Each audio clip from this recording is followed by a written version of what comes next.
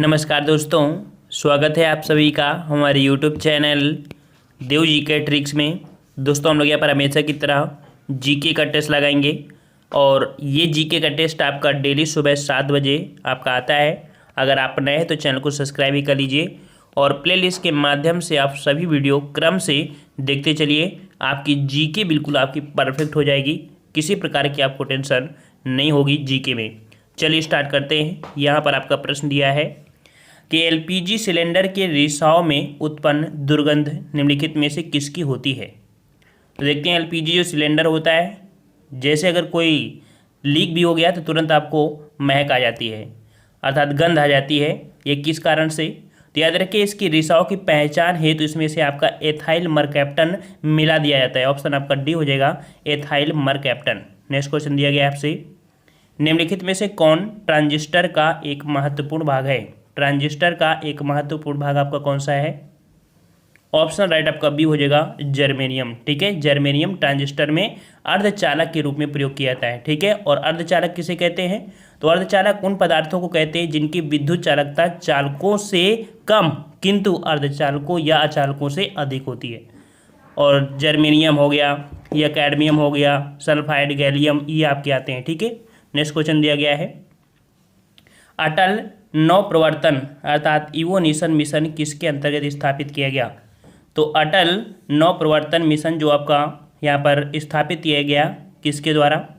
79 का option right आपका सी हो जाएगा, नीति आयोग के द्वारा। ठीक है, किसके द्वारा? नीति आयोग के द्वारा आपका ये किया गया और एक अत्यंत लोकप्रिय आपका कार्यक्रम है जिसका उद्देश्य देश भर के विद्यालयों में अटल टिंकरिंग प्रयोगशाला और कह सकते हैं कई प्रकार के आपकी कॉलेजों समेत आपका ये दिया गया है। ठीक है, नेक्स्ट क्वेश्चन दिया गया है कि निम्नलिखित में से किस जंतु में खुर नहीं पाए जाते हैं।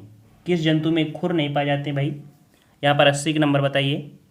और यहाँ पर आपका जवाब हो जाएगा 80 का ऑप्शन बी, आपकी गीदड़ के।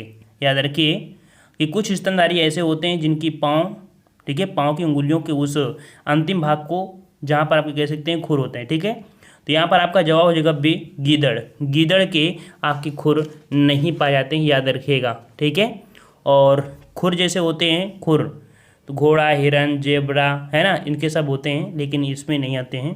अगला क्वेश्चन है, फलों के मीठे स्वाद का कारण क्या है। फलों के मीठे स्वाद का कारण क्या है? यहाँ पर 81 का जवाब दीजिए और 81 का जवाब हो जाएगा ऑप्शन राइट यहाँ पर डी नंबर, फ्रक्टोस। ठीक है, जो फल होते हैं मीठे होते हैं इसका कारण क्या होता है? फ्रक्टोस होते हैं, अर्थात यह शर्करा मुख्यतः फलों में ही पाई जाती है। नेक्स्ट क्वेश्चन दिया गया है, निम्नलिखित में से कौन सा एक पदार्थ प्राकृतिक बहुलक है। प्राकृतिक बहुलक आपका कौन सा है? तो प्राकृतिक बहुलक आपका है ऑप्शन बी, आपका रेशम। ठीक है, रेशम जिसे हम लोग सिल्क कहते हैं। और नेक्स्ट क्वेश्चन आपसे अगला पूछा गया है कि निम्नलिखित कौन सा युग्म सही सुमेलित नहीं है। कौन सा युग्म सही सुमेलित नहीं है? 83 नंबर।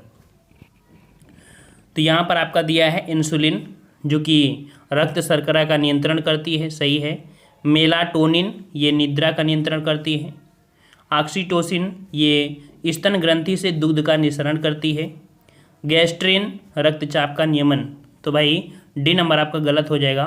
ठीक है, इस प्रकार से यहाँ पर देख सकते हैं ये जो आपका है ये आपका यहाँ पर गलत दिया गया है। ठीक है, नेक्स्ट क्वेश्चन दिया गया है, यूरिया है, यूरिया। और यूरिया क्या है भाई? यूरिया क्या है यहाँ पर? तो आपका जवाब हो जाएगा आपका ए नंबर, एक नाइट्रोजन युक्त कार्बनिक यौगिक है यूरिया। ठीक है, और नेक्स्ट क्वेश्चन को आते हैं। क्वेश्चन आपसे अगला है, रानी झांसी समुद्री राष्ट्रीय पार्क की स्थापना हुई थी। रानी झांसी समुद्री पार्क की स्थापना हुई थी, कब हुई थी? तो 85 का ऑप्शन राइट आपका जवाब हो जाएगा ऑप्शन सी, आपके 1996 ईस्वी में की गई थी। और ये कह सकते हैं कि यहाँ अंडमान निकोबार द्वीप समूह जो कि बंगाल की खाड़ी में अवस्थित है ये वाला। ठीक है, और नेक्स्ट क्वेश्चन दिया गया है, पित्ताशय में उपस्थित पत्थर निम्नलिखित में से किसका पाचन प्रभावित करता है। पित्ताशय में अगर कोई भी स्टोन है तो वो प्रभावित करता है पाचन क्रिया में, किसका पाचन क्रिया में प्रभावित करता है? जवाब हो जाएगा ऑप्शन आपका यहाँ पर बी नंबर, वसा का पाचन करने में प्रभावित होता है। ठीक है, अर्थात किसका पाचन प्रभावित करता है? तो वसा का पाचन प्रभावित करता है, जो आपका पत्ता हो मतलब जो पत्थर होता है। ठीक है, अगला क्वेश्चन है, निम्नलिखित में से कौन सा आनुवांशिक रोग नहीं है। कौन सा आनुवांशिक रोग नहीं है यहाँ पर भाई? तो आनुवांशिक रोग आपका कौन सा नहीं हो जाएगा? जवाब बिल्कुल ईजी है, ऑप्शन ए हो जाएगा रतौंधी। ठीक है, यहाँ पर देखिए रतौंधी, यहाँ पर रतौंधी आनुवांशिक रोग आपका नहीं है। ठीक है, और रतौंधी जो होता है रतौंधी, तो रतौंधी विटामिन ए की कमी से होने वाला आपका रोग है। ठीक है, ये आनुवांशिक रोग नहीं है। बाकी जितने भी हैं वो आपके वड़नता, ये कह सकते हैं हीमोफीलिया, ये सभी आपके आनुवांशिक रोग हैं। नेक्स्ट क्वेश्चन दिया गया है कि निम्नलिखित में से कौन सा युग्म सही सुमेलित नहीं है? सही सुमेलित नहीं है, देखते हैं। विटामिन बी12, विटामिन बी12 जो होता है वो प्रतिरक्तता कारक होता है। विटामिन सी प्रतिस्कर्वी कारक होता है। विटामिन डी बंधता रोधी कारक होता है, जो कि आपका यहाँ पर गलत है।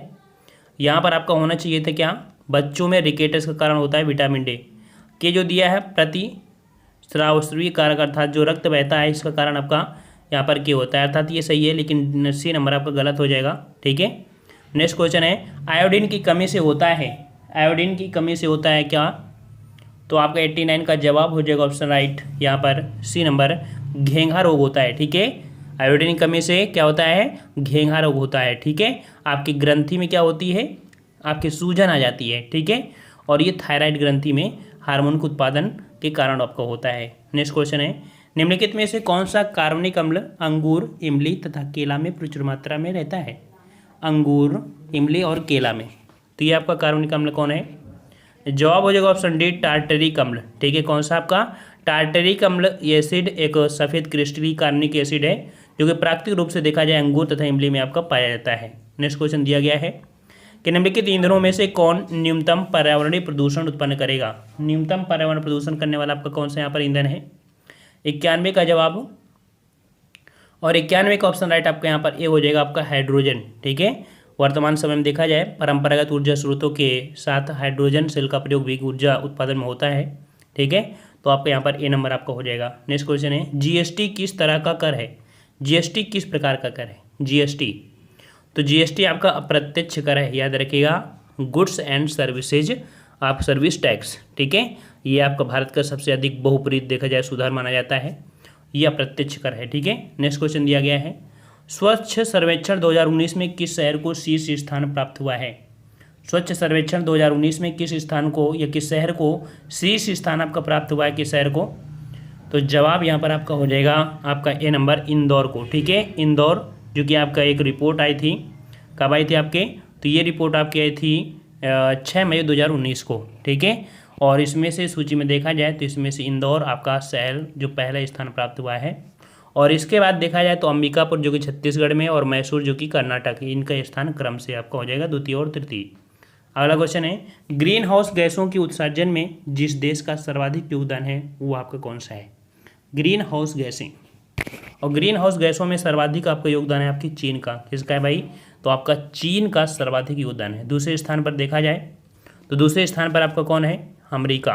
ठीक है, और भारत ग्रीन हाउस गैसों के उत्सर्जन में आपका चौथे स्थान पर रहता है, याद रखिएगा है। ठीक है, इस समय नेक्स्ट क्वेश्चन है यदि 100 ग्राम चीनी को आधा लीटर पानी में मिलाकर एक संतृप्त चीनी का घोल तैयार किया जाए तो निम्न से कौन सी भौतिक राशि नहीं बदलेगी? कौन सी भौतिक राशि नहीं बदलेगी? 95 नंबर। तो आपका जवाब यहाँ पर याद रखिएगा, देखो द्रव्यमान बदल जाएगा, घनत्व बदल जाएगा, सांद्रता, लेकिन आयतन आपका नहीं बढ़ेगा, डी नंबर। नेक्स्ट क्वेश्चन है मोबाइल चार्जर होता है, मोबाइल चार्जर जो होता है वो आपके क्या होता है? तो 96 का ऑप्शन राइट आपका जवाब, यहाँ पर आपका जवाब हो जाएगा डी नंबर, एक अपचयी ट्रांसफार्मर होता है। ठीक है, मोबाइल चार्जर एक स्टेप डाउन या उसे बोलते हैं अपचयी ट्रांसफार्मर होता है, जो वोल्टेज को नीचे करने के लिए आपका किया जाता है प्रयोग। नेक्स्ट क्वेश्चन है सूची फर्स्ट को सूची सेकेंड से सुमेलित करना है। यहाँ पर उत्पादक दिया और आपका स्रोत अर्थात अफीम, और अफीम प्राप्त होती है आपके कच्चे फल से। ठीक है, कच्चे फल से आपका कह सकते हैं, अधपके फल से कह सकते हैं, अधपके फल से प्राप्त होती है अफीम। हींग आपकी प्राप्त होती है जड़ से, याद रखिए हींग किससे प्राप्त होती है? जड़ से। रबड़ आपके प्राप्त होती है तना से। ठीक है, और कुनैन जो होती है ये आपके प्राप्त होती है सिनकोना वृक्ष के छाल से। ठीक है, इस प्रकार से यहाँ पर आपका क्रम होगा। ठीक है, बी नंबर आपका हो जाएगा 3241। नेक्स्ट क्वेश्चन है बजट 2019-20 के राजकोषीय घाटा जीडीपी के कितने प्रतिशत रहने का लक्ष्य रखा गया है? तो 98 का जवाब हो जाएगा ऑप्शन सी 3.3। ठीक है, 3.3। नेक्स्ट क्वेश्चन दिया गया है जनगणना 2019 जनगणना 2011 के अनुसार, ठीक है, 2011 जनगणना के अनुसार निम्न से किस राज्य में जनसंख्या में कमी आई है? जनसंख्या में कमी आई है किस राज्य में? तो 99 का जवाब हो जाएगा ऑप्शन यहाँ पर ए हो जाएगा आपके नागालैंड में, ठीक है, नागालैंड में आई है, यहाँ पर कमी है -0.6% देखने को मिल रहा है।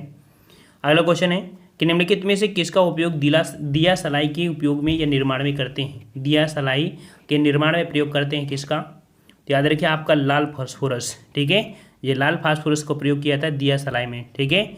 और यह फास्फोरस के एक प्रकार है, और देखा जाए तो फास्फोरस भी आपके कई प्रकार के होते हैं, श्वेत या पीला फास्फोरस, लाल फास्फोरस, सिंदूरे फास्फोरस, काला फास्फोरस, बैंगनी फास्फोरस, ठीक है। और श्वेत फास्फोरस होता है बहुत ही विषैला होता है, याद रखिएगा। नेक्स्ट क्वेश्चन है कि एक कटा हुआ हीरा जगमगाहट के साथ चमकता है, ऐसा क्यों? एक कटा हुआ हीरा जगमगाहट के साथ चमकता है, क्यों चमकता है? पूर्ण आंतरिक परावर्तन, बिल्कुल ऑप्शन आपका सही हो जाएगा बी नंबर, पूर्ण आंतरिक परावर्तन के कारण आपका चमकता रहता है, ठीक है। नेक्स्ट क्वेश्चन दिया गया है कि भारत सरकार द्वारा अनुमोदित सक्षम परियोजना संबंधित है।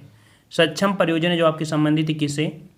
तो सक्षम परियोजना आपकी जो संबंधित है, याद रखिएगा, ये आपकी है नवीन अप्रत्यक्ष कर नेटवर्क से, ठीक है, नवीन अप्रत्यक्ष कर नेटवर्क से संबंधित है आपकी सक्षम परियोजना। 102 का ऑप्शन आपका सी हो जाएगा।